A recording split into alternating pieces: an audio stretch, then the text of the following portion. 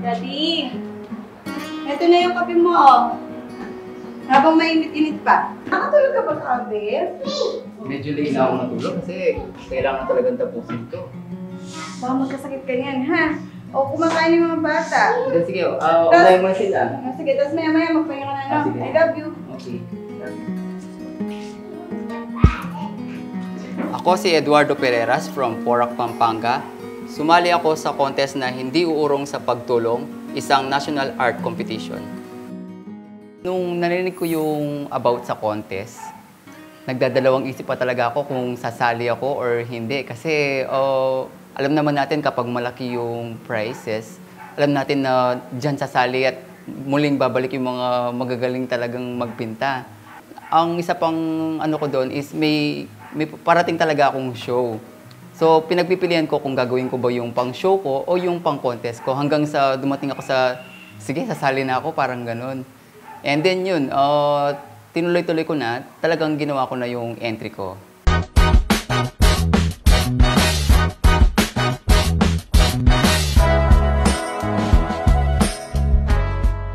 Nung narinig ko yung title ng contest na Hindi Uurong sa Pagtulong, nag-focus ako doon sa words na hindi uurong. Kasi parang hindi normal na pagtulong lang yung hinahanap ng team eh. Nag-aral ako ng computer science noon. Pinag-aral ako ng tatay ko. Pero alam niyo po ba yun na parang kung hindi talaga yun yung nakalinyang talent para sa'yo, babalik at babalik ka kung ano talaga yung linya mo eh. Kahit na anong pilit sa hindi mo gusto, babalik ka doon sa linyang pagpipinta talaga. Gusto kong gawa is yung gawa ni Sir Juan Luna kasi talagang napaka matalinhaga, may nakatagong kwento sa likod ng mga bawat obra niyan. So siya talaga yung naging inspiration ko na pag gumawa ko ng artwork is meron nakatagong meaning, parang ganun. Oh, wow! Yung anak kong panganay, si Chilo, hindi ko siya naturuan kasi sobrang busy ako everyday. Pero ang nakakapagtaka, talagang yun din. Parang nakikita ko sa kanya na kahit na hindi ko siya turuan, meron natural talagang magaling siyang gumuhit. Hanggang sa nung minsan, sinalins ko siya. Mahilig kasi siyang mag-drawing yung mga walang kopya. Tapos minsan, sinalins ko siya na gumuhit siya ng may kinokopya. Nakakabigla na hindi mo akalain na ganun siya kagaling gumuhit. How about you? Wow, did you draw this one? What's this? Nakikita ko yung improvements nung gawa ng anak kong maliit na gumagaling siya. Nakikita ko po yung hiling niya talaga sa mag-drawing pero hindi pa po siya ganun kagaling. No? Bali, nakikita ko pagkagising niya sa umaga, nagdo-drawing siya. Parang yung anak kong panganay ganun din kasi. Kahit na hindi mo sila utusan mag-drawing, kusa sila nagdo-drawing. 4 po kami, hindi kami nag-aral, pero may mga nakakausap po kami mga artist na may mga kilala naman po. So, sa kwentuhan nila, tapos hindi po kami humintong mag-practice. Nanonood din po kami ng mga tutorials sa YouTube, ganun po. Natututo po kami sa mga kasama naming artists. Nung nalaman namin 1 million and medyo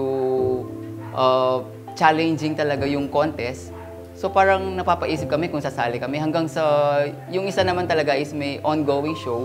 So hindi na siya sumali. Minsan din kasi iniisip namin no napaka-imposible sa isang contest, parang pag-4 na Pereras yung pumasok, parang imposibleng mangyari. Kaya minsan naghahati kami na nag-i-strategy kami na, o sige, sila lang dalawa kasi sigurado may malalaglag sa amin kahit na anong gawin mo kasi imposible mangyari yun. Pero sa ibang contest naman, na nakukuha namin minsan nung kapatid ko o yung mga kapatid ko, nagpapalitan na dalawa sa amin papasok, ganun.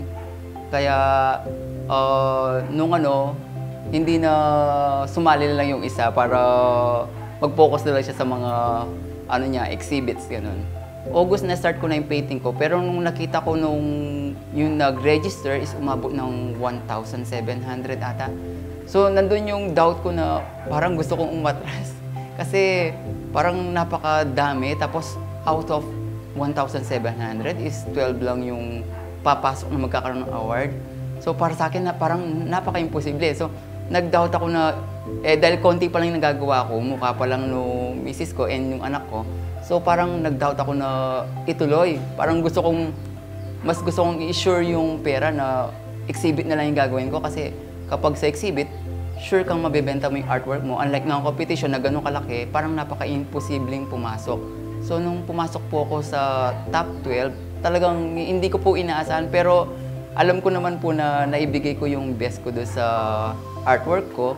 Kaya medyo umaasa rin po ako kahit paano na makakapasok sa top 12. So parang talagang inisip ko nung tinuloy ko na, parang sugal to. Kailangan gawin ko yung lahat para manalo. Kaya yun, bali, inubos ko na po talaga lahat ng oras ko para sa show. Kinancel ko po yung show ko. Nag-focus po ako sa contest. Ako po si Melquiades Robles, ang kasalukuyang General Manager ng Philippine Charity Sweepstakes Office. Naniniwala po ang PCSO na ang kahusayan ng Pilipinong artista ay kailangan mailabas natin. No? Anything that is Filipino, kailangan matulungan natin ang lahat ng sektor, lalo na sa larangan ng sining. So naniniwala kami na ang kawang gawa ay hindi lamang sa pampisikal, kundi yung ating well-being, pati yung ating kultura, yung ating pagkakilanlan sa ating sarili, because alam natin that man does not live on bread alone. Sabi nga nila, no? Yung totality, yung buong kahusayan ng Pilipino sa pangangatawan, sa pag-iisip, sa pagmamahal niya sa bayan. Ang ginamit namin dito, yung slogan namin na ginagamit ngayon, yung PCSO ay hindi umuurong sa pagtulong, sapagkat isa lang po ang dahilan kung bakit create o tinatag ang PCSO 89 years ago. Ito po ay upang magsagawa ng mga kawang-gawang gawain. At ito po ay kung saan namin dinadala ang mga nalilikom na salapi na nanggagaling sa mga palaro, like lottery, at nung araw nga po ay horse racing, upang makatulong sa pinakamabababang sektor ng lipunan natin. Yung talagang wala pong matakbuhan na kailangan na. Kami po, yan po ang aming trabaho, yan po ang aming focus at tulungan ang mga mamamayan natin na nangangailangan. At hindi ho kami umuurong sapagkat kahit na po over the years, no, kahit na marami na rin mga obstacles at marami na rin na-enkwentro, lalo na sa pananalapi, nagkakaproblema rin po kami. Pero hindi po yan dahilan para talikdan namin o talikuran namin ang iniatang sa amin na trabaho. Ang tingin ko, maliwanag din sa kaisipan ng mga artista, mga pintor, kung ano ang kanilang pananaw sa trabaho ng PCSO. Gusto rin namin ito makita sa larangan na ito, sa plane na ito. Ano ba ang pagkakaalam sa amin? So, dito natin makikita paano ini-express ng artist kung anong pananaw nila sa aming trabaho. Ginagawa ba namin? Tama ba ang ginagawa namin? So, ito yung naihahayag nila sa sining na ito.